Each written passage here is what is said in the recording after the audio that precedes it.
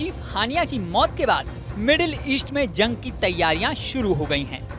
Hezbollah के top leader हज मोहसिन और फुआद शुकर की बेरूत में मंगलवार को हत्या हुई और बुधवार सुबह ही हमास के टॉप लीडर इस्माइल हानिया की भी हत्या हो गई। हानिया को तब मारा गया जब वो ईरान की राजधानी तेहरान में गया हुआ था। इन दो मौतों के बाद माना जा रहा है कि मिडिल ईस्ट में भयंकर जंग छिड़ने वाली है।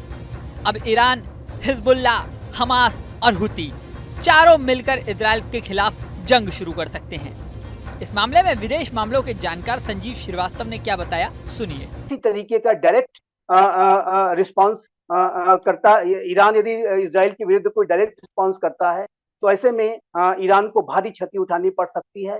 और जो ईरान के जो न्यूक्लियर इंस्टॉलेशंस हैं, ईरान के जो अन्य एसेट्स हैं, वो भी किसी फुल फ्लेज्ड वॉर की स्थिति में उनको भारी नुकसान उठाना पड़ सकता है। और वर्तमान समय में यद्यपि कि ये जो बैठक अवश्य चल रही है, लेकिन इस बात की संभावना ज्यादा दिखाई देती है कि जो ईरानियन अदर प्रॉक्सीज हैं, हिजबुल्लाह विशेष रूप से, वो कोई इजराइल के विरुद्ध कार्रवाई करने के बारे में कदम उठा सकता है।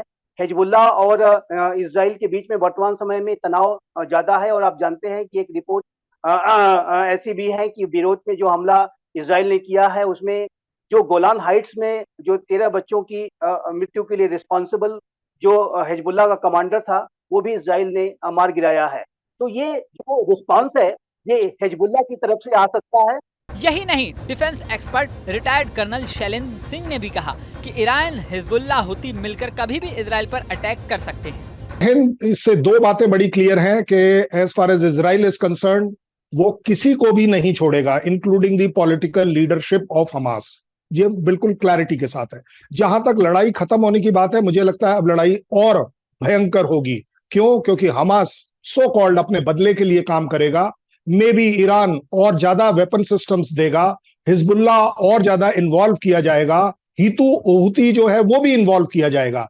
ज्यादा बड़ी बात यह है कि यस, ये एक तरीके से इजराइल को एज देता है पूरी दुनिया में, और स्पेशली वो यूएस को, जिसको वो इस समय कन्विंस करने की कोशिश कर रहा है कि इस लड़ाई में आप अपना पॉलिटिकल एंगल मत डालिए, हमें ये लड़ाई लड़नी है और इसे तभी खत्म किया जा सकता है जब हमास का गाजा से फिनिश होगा और इसकी जो so called military political leadership है उसे खत्म किया जाएगा। एक बहुत बड़ी अचीवमेंट है as far as Israel is concern. वो ओन अप करने की उसे जरूरत भी नहीं है कि आपने दुनिया में एक उस आतंकवादी के लीडरशिप को खत्म किया है जो आज शायद इजराइल को इफेक्ट कर रही है, कल दुनिया को इफेक्ट करेगी। I think congratulations Israel, but you are prepared. I know आप हर तैयारी करके बैठे हुए हैं कि इससे रिलेटेड आपके ऊपर अब क्या रेपरकशन। इस अटैक को लेकर डिफेंस एक्सपर्ट अनुज माथुर ने क्या कहा, ये सुनिए। एक इस जो इस्माइल हानिया का खात्मा हुआ है, इसको मैं थोड़ा कंपेयर करना चाहूंगा ओसामा बिन लादेन की हत्या से। आप देखेंगे कि अमेरिका का सबसे बड़ा शत्रु ओसामा बिन लादेन था, लेकिन उसको ढूंढ के खत्म करने में इतना समय लगा ओसामा बिन लादेन को, जबकि वो अवेलेबल था उनके मित्र देश पाकिस्तान के अंदर। इजराइल ने वो कर दिखाया है कि उन्होंने ईरान में जाकर के एक तो इस्माइल हानिया और उतना ही इंपॉर्टेंट तेहरान में उसका खात्मा, एक हिजबुल्लाह का लीडर, उतना ही इंपॉर्टेंट बेरूत में उसका खात्मा, और 12 घंटे के अंदर अंदर 2 बड़े दुश्मनों का खात्मा। इसका बिल्कुल साफ मैसेज है कि इजराइल के दुश्मन दुनिया के किसी भी कोने में जो कि उनकी तरफ से अपने लिए सेफेस्ट है, छुप जाएं, वो बचेंगे नहीं, पहली बात।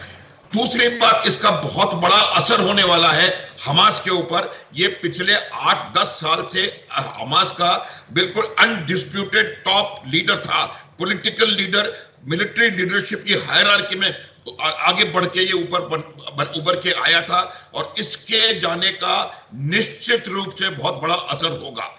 लड़ाई बढ़ेगी, लेकिन हमास की कितनी काबिलियत बची हुई है इसको देखिए। हमास का जो रेजिडुअल कॉम्बैट पोटेंशियल है, वो मुझे लगता नहीं है कि अब इतना उनके पास कॉम्बैट पोटेंशियल बचा है कि वो इजराइल के खिलाफ कोई बहुत बड़ा एक्शन कर सके।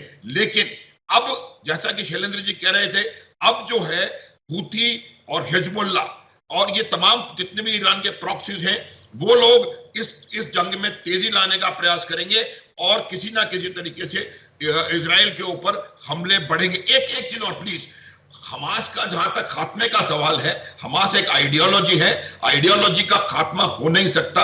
हमास के खात्मे की परिभाषा यह होनी चाहिए कि उनकी इतनी जबरदस्त लीडरशिप को नुकसान पहुंचा दें कि अगले 20, 25, 30 सालों तक वो उभर ना सके। मुझे लगता है वही इजराइल का एम होगा और वो काफी नजदीक आ रहा है। इस पूरे मामले को लेकर डिफेंस एक्सपर्ट जेके बंसल ने भी अपनी राय रखी। सुनिए उनकी बात।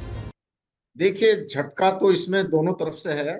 इजराइल ने उसको खत्म किया है तो उनको, हमास को है, लेकिन इसका एक दूसरा पहलू भी है। दूसरा पहलू ये है कि वो एक फेस थे, पॉलिटिकल फेस, जो आप कहिए कि मॉडरेट किस्म के, तो हानिया के साथ में कतर, इजिप्ट और अमेरिका ये मिलकर के एक पीस की जो प्रोसेस चल रहे थे उसको थोड़ा सा उसमें झटका लगेगा। लेकिन इस समय जो इजराइल इतना बौखलाया हुआ है कि वो चारों तरफ अपने जो दुश्मन हैं उनको खत्म करता जा रहा है।